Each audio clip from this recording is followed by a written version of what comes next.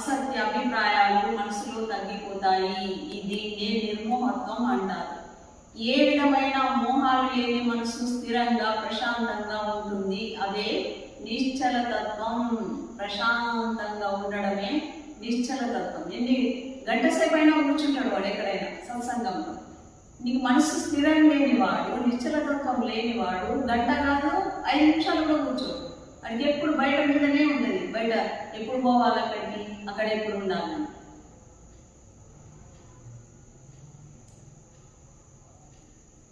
తనలోని ఆత్మను చైతన్యంగా అనుభవిస్తూ పరమాత్మలో ఐక్యత సాధించడమే ముక్తి. జీవాత్మ పరమాత్మలో ఇక్కడ ఐక్యం కావాలి.